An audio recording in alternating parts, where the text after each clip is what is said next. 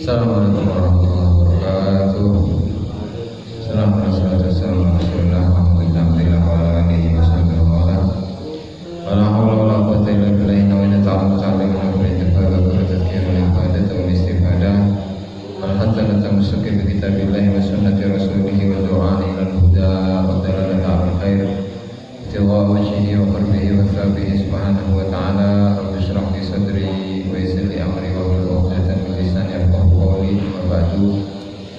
Para hadirin yang dimuliakan Allah Subhanahu wa taala, alhamdulillah pada malam Jumat ini Jumat Kliwon kita masih diberi kesehatan oleh Allah taala, kesempatan untuk bersama-sama mengaji, sama-sama belajar kitab Al-Minhahus Tsaniyah karya Syekh Abdul Wahab Asy'arani rahimahullah taala.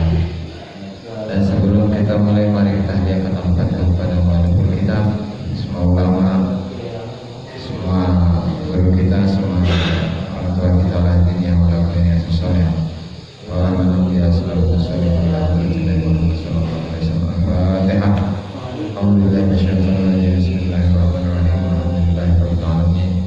Arrahmanir rahim maliki yaumiddin. Iyyaka na'budu wa iyyaka nasta'in. Ihdinas siratal mustaqim. Shiratal ladzina an'amta 'alaihim ghairil maghdubi 'alaihim waladdallin. Qala al-musannif rahimahullahu ta'ala Syekh Abdul Wahab Asy'arani fi kitabih Al-Minhahus Tsaniyah 'ala al-wasiyyah al-madhuriyah ila an qala watrukil mubahati talaban bi taraqqil maqamatil 'aliyyah ila an qala fi zaburi Dawud wa fi zaburi Sayyidi Dawud alaihi salam ya Dawud hadir wa anzir qaumaka an akli syahawat fa inna quluba ahli syahawat mahjubatun anni wa kama anna akla syahawat yatrudul abda an hadratillahi ta'ala fakadzalika maddur rajuli min ghairi hajatin jami'u su'il adabi.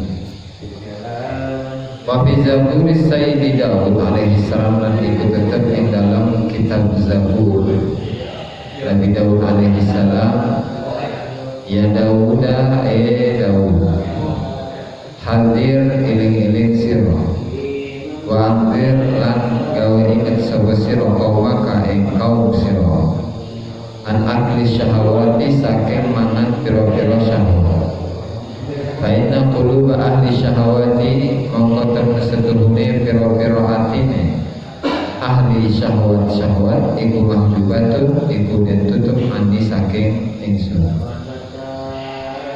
Wa kama anna akla syahawat wa kama lan kaya dene anna akla syahawat ditemen setuhune mangan pira-pira syahwat ya trudu iku musir apa akal al-abda ing hamba an hadratillahi ta'ala saking hadrai Allah Subhanahu wa ta'ala fakadzalika maka itu tetap kaya mengkono aklu syahawat maddur rajuli utawi ngadawaken wong lanang min ghairi hajatin kelawan tanpa kebutuhan jamin kamu kurakan iku suul adabi iku jami usul adabi jami usul adabi iku mengkulakan alami adab.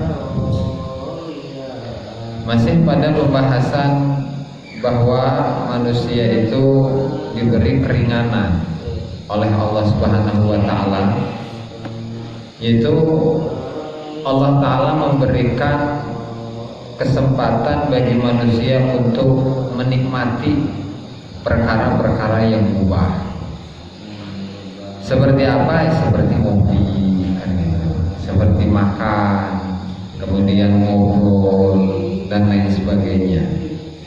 Jadi itu merupakan perkara yang mubah, perkara yang diperbolehkan oleh Allah Subhanahu wa taala. Yang tujuannya adalah untuk menghibur. Untuk menghibur, karena ketika seseorang itu selama 24 jam zikir terus, itu pasti bosan. Ya. Ketika seseorang itu 24 jam puasa terus gak makan, ya pasti dia akan lapar. Kemudian ketika seseorang itu baca wirid atau sholat terus satu malam full atau bahkan 24 jam, nanti itu akan bosan. Nah, sehingga Allah Ta'ala itu memberikan kesempatan kepada kita untuk menikmati perkara-perkara yang mubah. Sebagaimana orang yang bekerja selama seminggu, di mana dalam seminggu ini ada hari liburnya. Ada yang liburnya hari Sabtu dan Minggu misalnya, atau ada yang liburnya hari Jumat, ya, disesuaikan. Nah, itu adalah kesempatan yang Allah Ta'ala berikan kepada kita agar kita itu refreshing, kan, gitu, refreshing. Ya, karena kalau tidak nanti akan timbul bosan. Kalau tidak ada refreshing, tidak ada hiburan, maka manusia itu akan merasakan bosan atas semua kegiatan yang dilakukannya. Ya. Makanya kita itu berbeda dengan malaikat. Kalau malaikat, ketika Allah Subhanahu wa Ta'ala memerintahkan mereka untuk melakukan ibadah tertentu, sujud, ruku, tasbih, tahlil dan seterusnya, ya mereka tidak akan berhenti. Kenapa? Karena di dalam diri malaikat itu nggak ada syahwat. Nah, berbeda dengan manusia. Kalau manusia itu di dalam dirinya terdapat syahwat. Nah, kemudian ketika dia diperintahkan oleh Allah Ta'ala untuk beribadah, otomatis syahwat itu akan bermain. Seseorang yang banyak zikirnya, banyak puasanya, kemudian banyak sholatnya dan seterusnya, kalau ibadah-ibadah tersebut dilakukan secara terus-menerus tanpa ada jeda sama sekali, tanpa ada istirahatnya sama sekali, ya nanti akan bosan.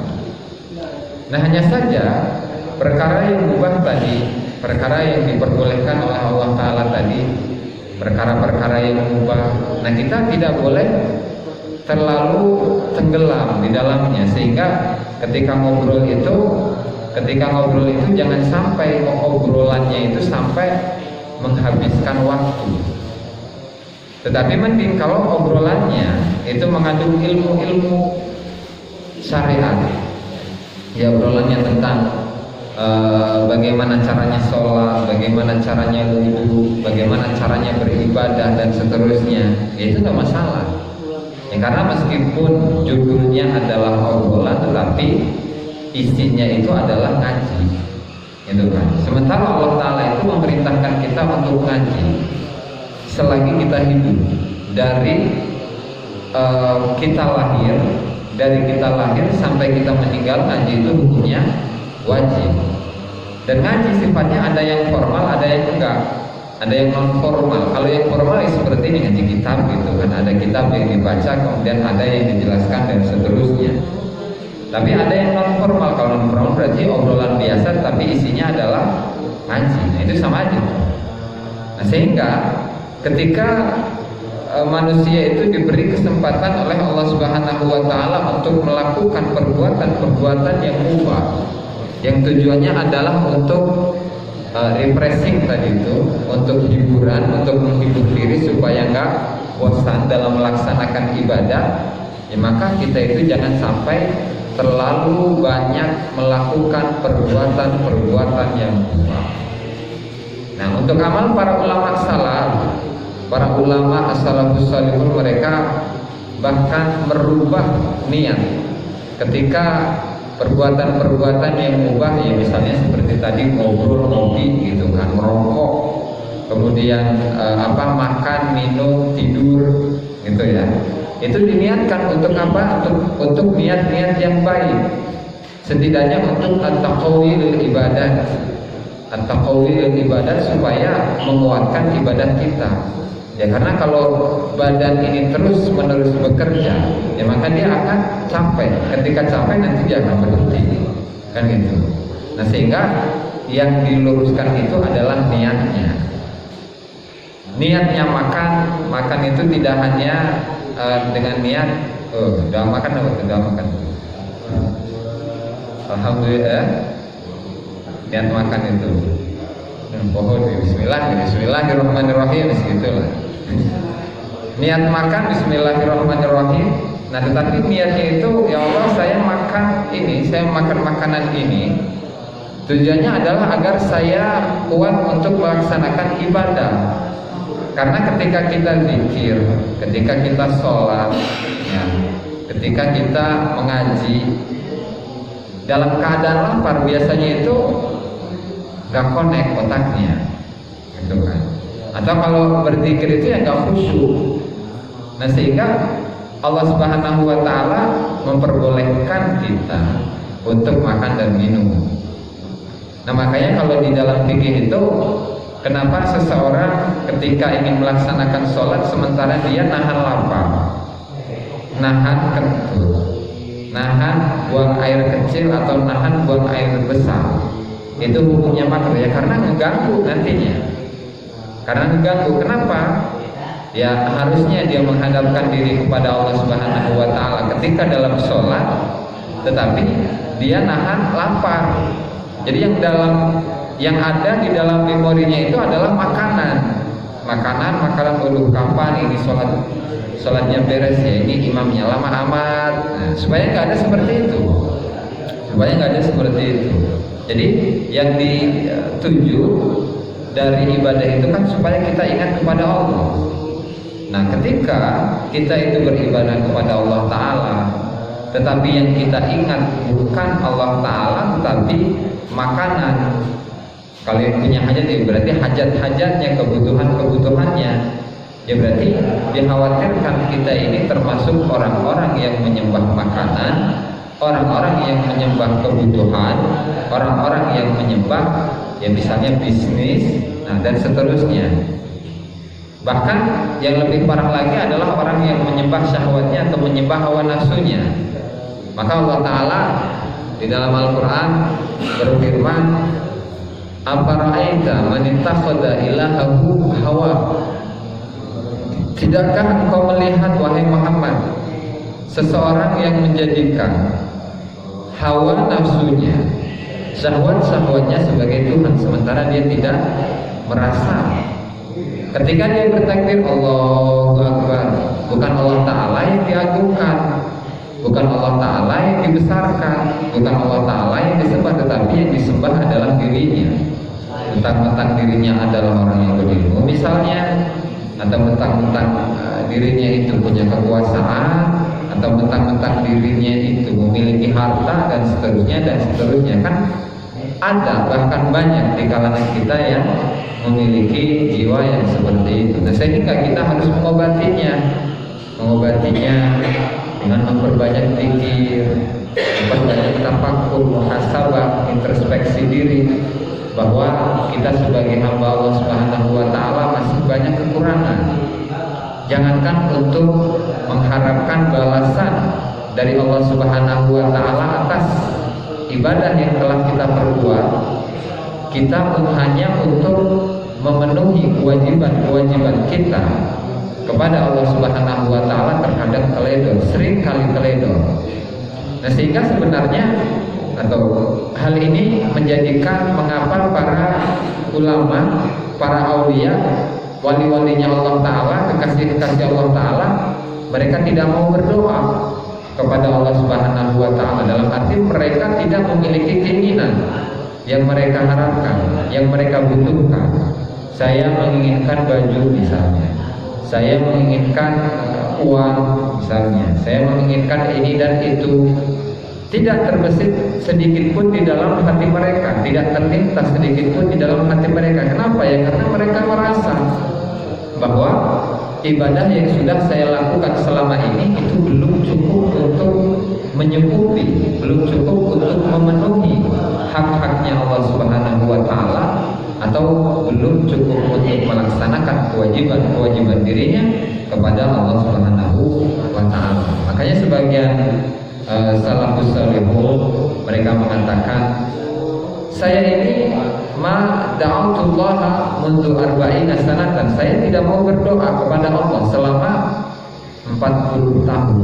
Selama 40 tahun tidak pernah berdoa. Wala uridu an yud'ali, ya, an yud'ali wala an ud'a. Saya tidak mau didoakan oleh orang lain, ya. dan saya tidak mau berdoa. Kenapa seperti ini? Ya, karena dia sadar bahwasanya ketika seseorang bekerja, misalnya seseorang bekerja, baik itu berdagang, menjadi pegawai misalnya di kantor tertentu, tiap bulannya itu kan ada gajian. Nah, gajian ini sebagai balasan, imbalan atas jasa yang telah dia berikan, sehingga dia berhak untuk mendapatkan balasan. Nah, sementara dengan Allah Subhanahu wa taala, kita saja untuk melaksanakan ibadah, ya, itu belum sesuai target. Ya, seperti misalnya kita diperintahkan oleh Allah taala untuk menyembahnya.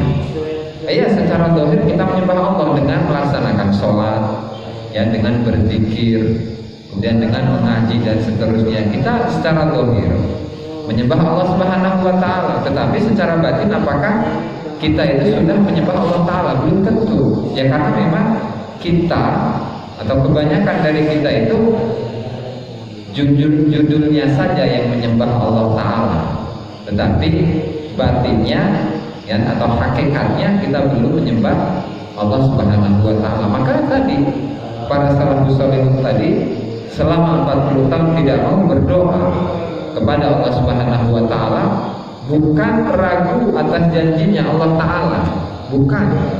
Tetapi tadi ya karena dia sadar dia itu siapa, sadar bahwa dia itu adalah hamba yang belum mampu untuk melaksanakan kewajiban-kewajiban Allah taala, ya, hamba yang belum bisa memenuhi hak-haknya Allah taala, ya, sehingga apa yang pantas untuk diminta dari Allah Subhanahu wa taala sementara dia belum menjalankan tugasnya, kan gitu. Dalam teks yang barusan kita baca, wa fi zaburi sayyidi Daud alaihi salam, dan di dalam dituliskan di dalam kitab Zaburnya Nabi Daud alaihi salam, kata Allah taala, ya Daud hadir wa anzir qaumaka an akli syahawat, beritahulah dan peringatkanlah kaummu dari memakan syahwat-syahwat. Ya, maksudnya beliau itu diperintahkan oleh Allah taala untuk memperingatkan kaumnya agar mereka itu jangan mengambil perkara-perkara yang mubah, jangan melakukan hal-hal yang mubah, tetapi tujuannya untuk memenuhi syahwat dan hawa nafsu mereka saja. Tetapi apa? Tetapi karena apa? Fa inna quluba ahli syahawat mahjubatun anni. Ya, karena hatinya orang-orang yang memiliki syahwat-syahwat, hati yang diselimuti oleh syahwat-syahwat itu ditutupi, itu tertutup dariku. Nah, sehingga ketika kita berbicara tentang syahwat, dan syahwat itu adalah hal yang pasti ada di dalam diri manusia. Bahkan sejak manusia lahir syahwat itu ada. Makanya ada rasa lapar, ada rasa haus, ya, ada rasa galau, ada rasa bosan, ada rasa malas dan lain sebagainya. Karena ada syahwat di dalam dirinya. Sementara mereka para wali-walinya Allah taala, ya, para kekasih-kekasih Allah Subhanahu wa taala, mereka sudah tidak mengikuti syahwatnya lagi, tetapi syahwat justru yang mengikuti diri mereka. Syahwat itu telah mereka kalahkan. Nah, sehingga mereka tidak mengikuti syahwat, tapi syahwat telah yang mengikuti mereka. Nah, makanya ada sebagian wali yang ketika mereka makan, semakin banyak makannya, mereka semakin kurus. Ada yang seperti itu, seperti yang dikatakan oleh Syekh Abdul Wahab Asy'ari dalam kitab Lataiful Bina. Semakin mereka makan, maka semakin mereka kurus. Dan sebaliknya, semakin mereka itu tidak makan, ya, maka semakin mereka gemuk. Ya, tapi mereka tidak merasakan lapar, tidak merasakan dahaga. Ya, semoga gitu aja lah. Kenapa? Karena ruhnya yang menang. Karena ruhnya mereka yang menguasai syahwatnya, bukan syahwat yang menguasai ruh atau hati mereka. Gitu. Jadi ada model wali yang seperti itu. Nah, sebaliknya ketika seorang manusia mengikuti syahwatnya, sebanyak apapun dia makan, sebanyak apapun dia minum, sebanyak apapun harta yang dia kumpulkan, itu tidak akan membuat dia puas, tidak akan membuat dia kenyang. Makanya Rasulullah mengatakan seorang manusia itu ya, ketika diberi oleh Allah Ta'ala satu ladang, dan ladang itu isinya adalah emas semuanya, maka dia itu tetap masih merasa kurang dan menginginkan ladang yang lain yang isinya emas juga. Nah kemudian ditanya oleh sahabat, ya Rasulullah, apa yang membuat mereka puas? Yang membuat mereka puas adalah tanah. Itu ketika mereka dalam keadaan sudah mati, baru puas itu.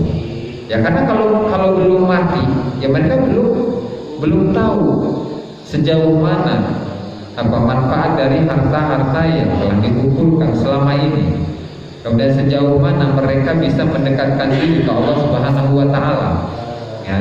Nah sehingga hal ini merupakan alasan kenapa Allah Subhanahu wa Ta'ala memerintahkan Nabi Daud alaihissalam untuk memperingatkan kepada kaumnya supaya mereka tidak menuruti hawa nafsu, supaya mereka tidak menuruti hawa nafsu, karena hati yang dikelilingi oleh hawa nafsu itu dihijab oleh Allah Subhanahu wa Ta'ala, dihalangi oleh Allah Subhanahu wa Ta'ala, sehingga dia tidak bisa merasakan kebersamaan bersama Allah Subhanahu wa Ta'ala, sehingga dia itu tidak merasakan betapa indahnya, betapa hebatnya Allah Subhanahu wa Ta'ala ya.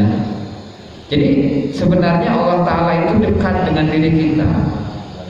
Allah Ta'ala itu dekat dengan diri kita. Makanya dalam ayat fa innallaha aqrabu ilaihi min hablil warid, Allah Ta'ala itu lebih dekat kepada kita daripada dekatnya urat nadi, aliran darah yang ada dalam diri kita.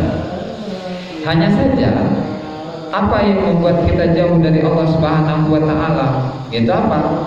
Tawahhuka annaka ba'idun anhu, yaitu prasangka kita yang merasa jauh dengan Allah Subhanahu wa Ta'ala, sehingga seakan-akan antara manusia dengan Allah Subhanahu wa Ta'ala itu dihalangi dengan ribuan hijab, dihalangi dengan ribuan penghalang.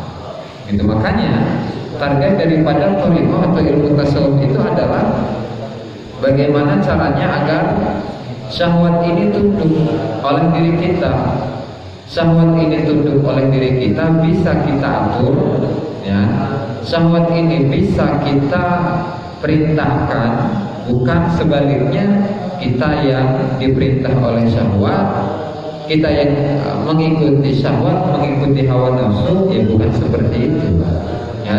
Ya karena seseorang yang tadi yang hatinya itu sudah diselimuti, sudah dikelilingi oleh syahwat, maka dia itu dihijab dari Allah Subhanahu wa Ta'ala gitu ya. Wa anzir qaumaka an akli syahawat fa inna quluba ahli syahawat mahjubatun anhu. Sebagaimana wa kama anna akla syahawat yatrudul abda an hadratillah, fakadzalika madur rajuli min ghairi hajatin jami'u su'il adab. Sebagaimana makanan berdasarkan atas syahwat, maksudnya dia itu memakan makanan bukan lantaran melaksanakan perintah Allah Ta'ala ya, karena di dalam ayat ya ayyuhalladzina amanu kulu washrabu wa la tusrifu, ada perintah dari Allah Ta'ala meskipun perintah itu bukan wajib.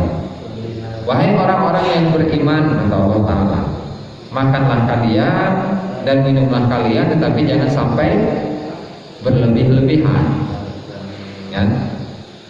Nah kalau memang makannya itu ketika makan, seseorang itu meniatkan makannya karena imtithalan li amrillah, karena melaksanakan perintah Allah Subhanahu wa Ta'ala, ya maka dia termasuk orang yang baik. Maksudnya bukan makan berdasarkan atas syahwat. Nah berbeda dengan seseorang yang memakan makanan tetapi dasarnya adalah syahwat, dasarnya adalah hawa nafsu, ya maka hal ini bisa membuat dirinya terusir dari Allah Subhanahu wa taala, terusir oleh Allah Subhanahu wa taala. Apalagi fakadzalika madur rajuli min ghairi hajatin jami'u su'il adab. Apalagi berlebih-lebihan dalam makanan. Ketika seseorang itu makan cukup dengan satu piring, nah, kemudian dia berlebih-lebihan sampai makanannya itu 3 piring, 2 piring, bahkan 3 piring. Itu kan berlebih-lebihan dalam makanan. Ya. Kemudian ketika dia minum yang seharusnya hanya cukup dengan 1 gelas, dia melebih-lebihkannya sampai 5 gelas, 4 gelas gitu. Nah, sehingga hal ini berlebih-lebihan dalam makan, apalagi makannya itu berdasarkan atas syahwat, mengikuti syahwatnya, mengikuti nafsunya, maka itu adalah jami'u su'il adab, adalah pusatnya su'ul adab kepada gurunya, adab kepada Allah Subhanahu wa taala. Gitu. Wa qala aidan. Kemudian selanjutnya Al-Imam Ali Al-Mursati rahimahullahu ta'ala yang dikutip oleh Syekh Abdul Wahab Asy-Syarani, beliau juga mengatakan la yablughul muridu maqama sidqi hatta yazida fi ta'zimi amrillahi wa nahyihi fa yaf'alul manduba ka'annahu wajibun wa yajtanibul makruha ka'annahu haram wa yajtanibul harama ka'annahu kufrun wa yanwi bi jami'il mubahati khairan liyusaba ala dzalika fayanwi bin naumi fil qaylulah at-taqawiyya ala qiyamil lail wa yatanawalu maqta syahawati li mudawati nafsihi idza nafarat minal ibadati bil kulliyah fa inna lisana hali nafsi yaqulu li sahibiha kun ma'i bi ba'di amradi wa illa sarahtuka wa kadzalika yanwi bi libasi thiyabil fakhirah idhara ni'matillahi ta'ala dunal hududin nafsaniyah wa kadzalika ya'kulu za'idan min at-ta'am wal barid al-halwa min asy-syarab li ajli istijabati a'dha'ihi liyashkurullaha ta'ala bi azmin. Selanjutnya waqala aidan, dan berkata juga Al-Imam Ali Al-Mursati rahimahullahu ta'ala yang dikutip oleh Syekh Abdul Wahab Asy-Syarani. Kata beliau, la yablughul muridu, seorang murid itu tidak sampai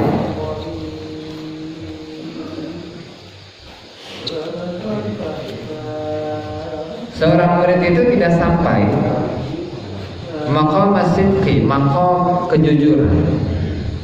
Jadi kan maqam itu banyak, sebagaimana yang dijelaskan oleh Imam Abdul Qasim Abdul Karim Ibnu Hawazin Al-Bushairi dalam risalah Bushairiyahnya. Di situ terdapat banyak maqam, ada maqam taubah, maqamul wara, maqamul zuhud, kemudian maqamul ikhlas, maqamul yakin, maqam ainul yakin, maqam haqqul yakin, dan seterusnya. Banyak maqam yang dituju oleh seorang murid. Nah, kemudian Syekh Ali Al-Mursati mengatakan bahwa seorang murid, seorang yang sedang berproses menuju Allah Ta'ala, dia itu tidak dapat mencapai maqam sidq, maqam kejujuran, jujur kepada Allah, jujur kepada dirinya, dan jujur kepada orang lain. Dia tidak akan mencapai maqam itu sampai hatta yazida fi ta'zimi amrillah, sampai pengagungannya kepada Allah Subhanahu wa taala itu bertambah, wa nahyihi, dan pengagungan kepada larangan Allah Subhanahu wa taala itu juga bertambah, sehingga fayaf'alul manduba ka'annahu wajib, dia melakukan perbuatan yang wajib, sunnah, seakan-akan sunnah itu adalah kewajiban. Wa yajtanibul makruha ka'annahu haram, dia menghindari perkara yang makruh seakan-akan haram. Wa yajtanibul harama ka'annahu kufrun, dan dia menghindari perkara-perkara yang haram seakan-akan perkara yang haram itu adalah kekufuran. Wa yanwi bi jami'il mubahat, dan dia meniatkan kepada semua perkara-perkara yang mubah, dia niatkan kebaikan. Liyutaba ala dzalika, dia agar dia itu mendapatkan pahala dari itu semuanya. Nah, ini kembali kepada dasar dari ilmu thariqah, dasar daripada ilmu tasawuf, bahwa ilmu tasawuf ini mengamalkan sebuah amalan yang dasarnya adalah al-ihtiyat, kehati-hatian dalam melakukan perbuatan apapun, kehati-hatian dalam melakukan perbuatan apapun. Nah, sehingga hal yang aslinya makruh itu dianggap seperti haram, ya.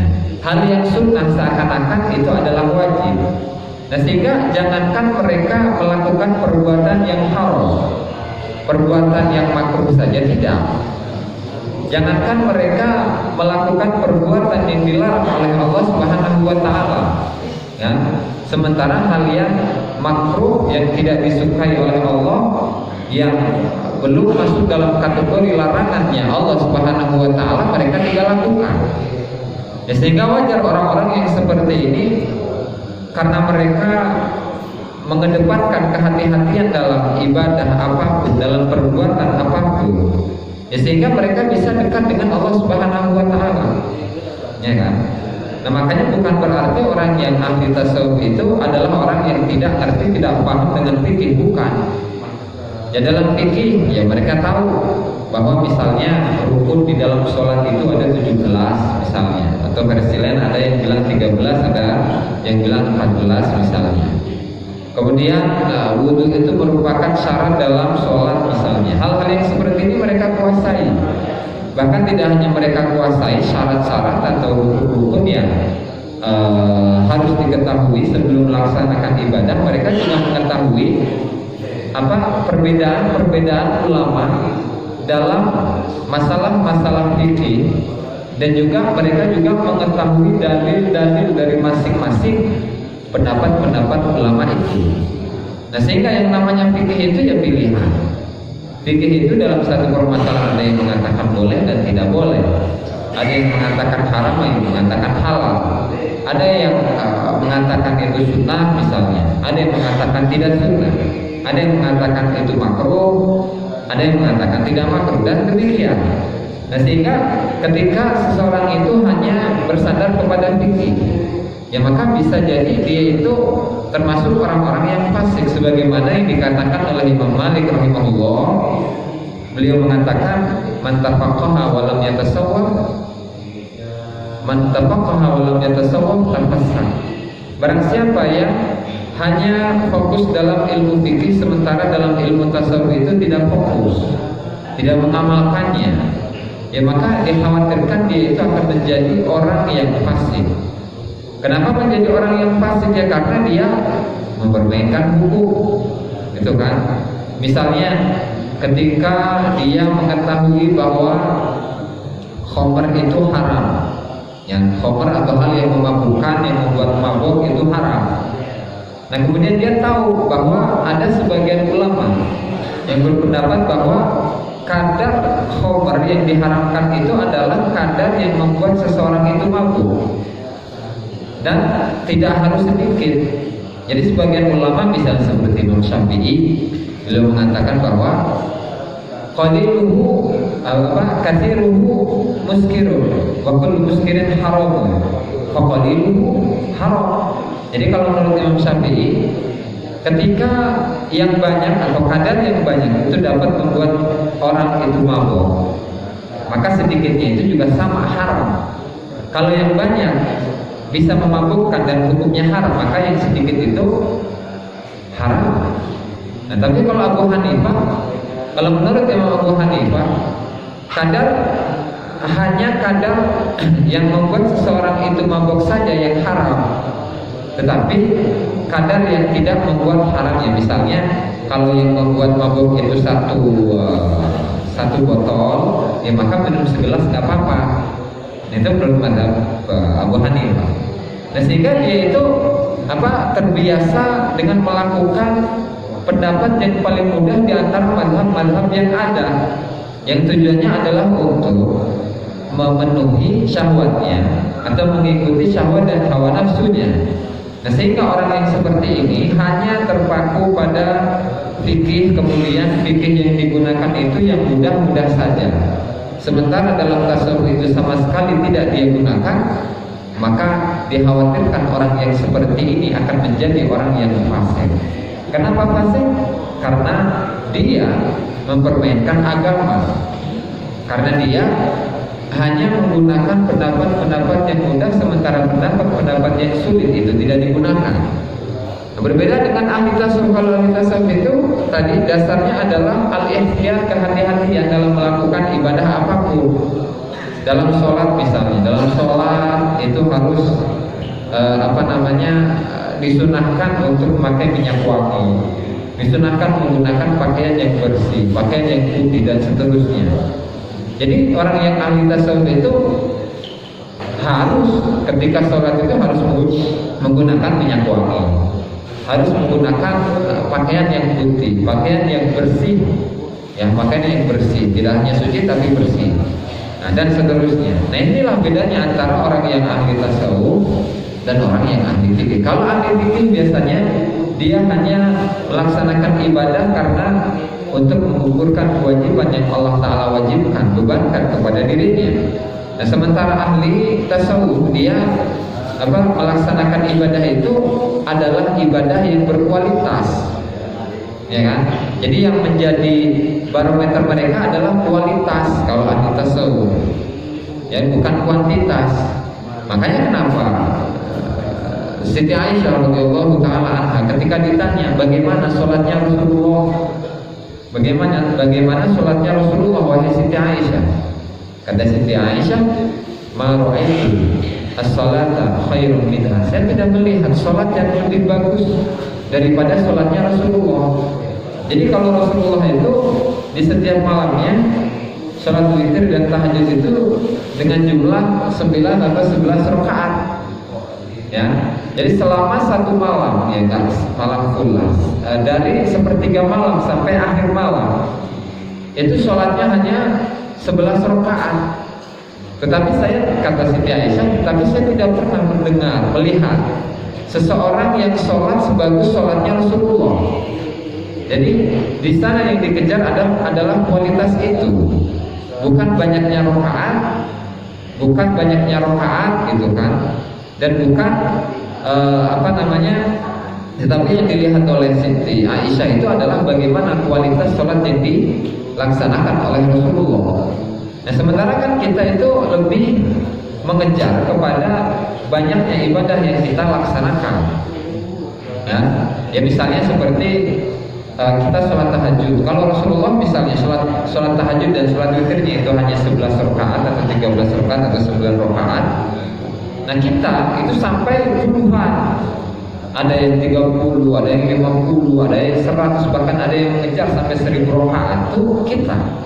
Nah, sementara kualitas dari sholat itu ya belum tentu, bisa jadi asal-asalan, ya kayak sholat tarawih aja sih, sholat tarawih yang jumlahnya 20 rakaat itu, kalau di masyarakat itu kan sholat tarawih yang paling cepat itu yang paling ramai, ya. Sholat tarawih yang paling cepat itu yang paling ramai, sementara sholat tarawih yang paling lama itu yang paling sepi. Itu kan kita. Gitu. Kenapa ya? Karena pandangan kita itu ya mirip-mirip dengan pandangan ahli fikih, di mana yang mereka kejar itu adalah kuantitas, banyaknya sholat yang dilakukan, sementara kita tidak memperhatikan kualitas ibadah atau sholat yang kita lakukan. Nah, begitulah para ahli tasawuf, para ahli thariqah, mereka yang menjadi kekasih-kekasih Allah Subhanahu wa taala. Ketika mereka beribadah, maka yang mereka kejar itu bukan kuantitas, bukan banyaknya ibadah yang dilakukan, tetapi yang mereka kejar, yang mereka lakukan itu adalah bagaimana kualitas ibadah yang mereka sodorkan atau ajukan kepada Allah Subhanahu wa taala. Nah, sehingga hal yang mubah, hal yang sunnah, mereka melaksanakan kesunahan itu seakan-akan itu adalah ibadah wajib. melakukan menghindari perkara-perkara yang makruh seakan-akan itu adalah perkara yang haram. Kemudian menghindari perkara yang haram seakan-akan yang haram itu adalah kekufuran. Bahkan perkara-perkara yang mubah, perkara-perkara yang hanya tadi menjadi bonus dari Allah Subhanahu wa taala agar kita itu tidak merasa atau memiliki sifat bosan, itu mereka juga mubah-mubah tadi itu mereka niatkan untuk niat-niat yang baik. Nah, makanya ketika mereka tidur, terutama tidur qailulah. Tidur qailulah itu adalah tidur yang dilakukan sebelum tidur. Dalam tidur mereka itu niatkan untuk kuat dalam melaksanakan qiyamul lail, untuk tahajud. Kemudian wa yatanawwalu ba'da syahawat, kemudian mengambil atau melakukan hal-hal yang enak-enak, entah itu makanan, entah itu yang minuman, entah itu lainnya, itu untuk mengobati dirinya ketika dirinya sama sekali dirinya khawatir tidak lagi mau menjalankan ibadah.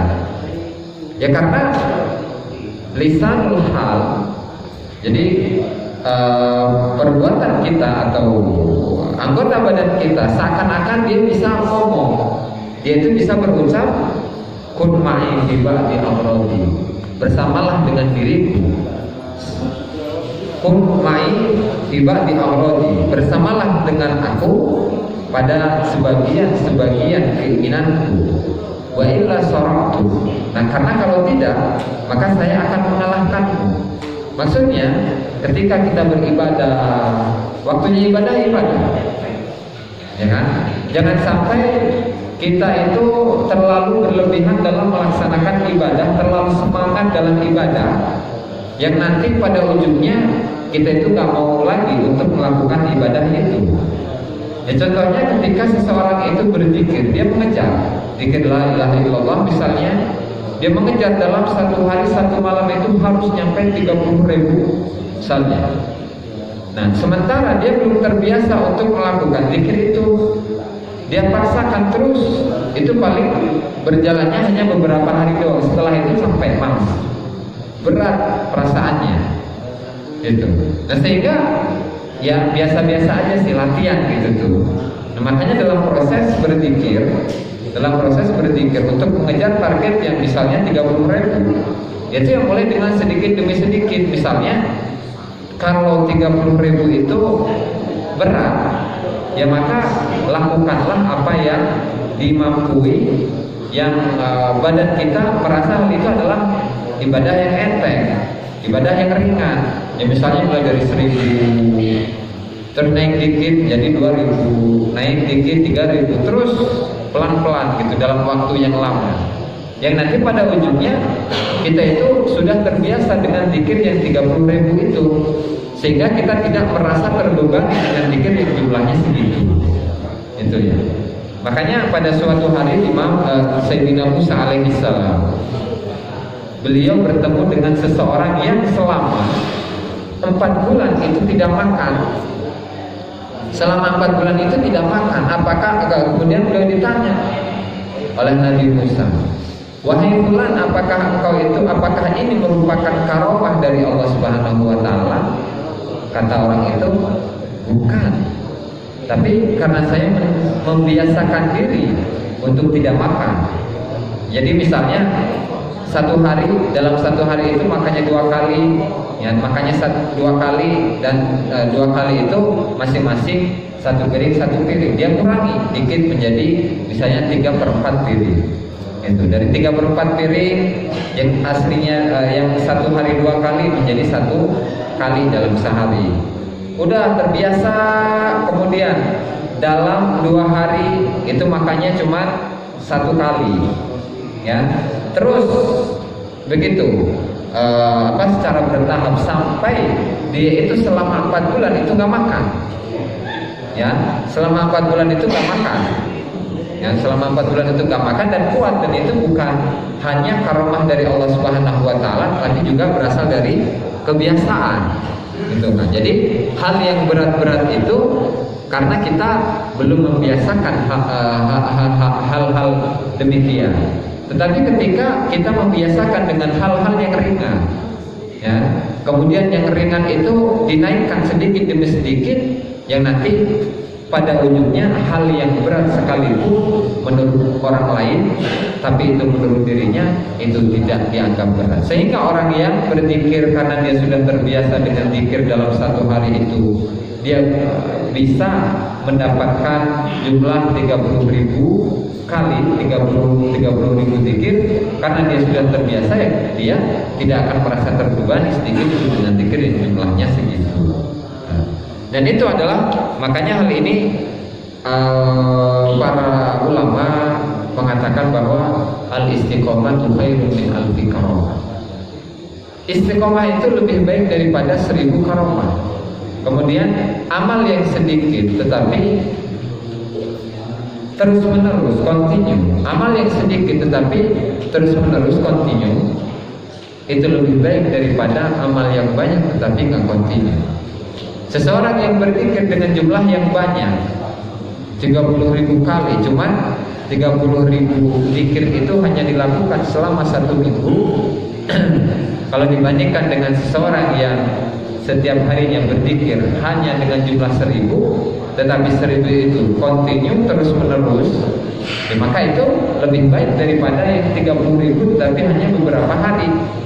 Nah, itulah rahasia kenapa para ulama itu mengatakan bahwasanya ibadah yang sedikit dan dawam dan continue, konsisten, itu lebih baik daripada ibadah yang banyak tetapi tidak konsisten. Nah, sehingga tadi fa inna lisana halin nafsi yaqulu li sahibiha kun ma'i ibadi amradi.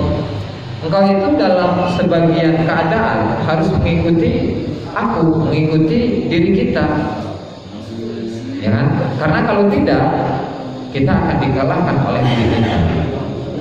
Rasulullah mengingatkan kepada kita dalam beberapa hadisnya bahwa inna li badanika 'alaika haqqan, sungguhnya badan kita itu memiliki hak atas kita. Ada hak yang harus kita berikan kepada badan kita. Jangan sampai kita itu menyiksa badan, sehingga dengan menyiksa badan ini ujung-ujungnya nanti kita sakit, ya kan?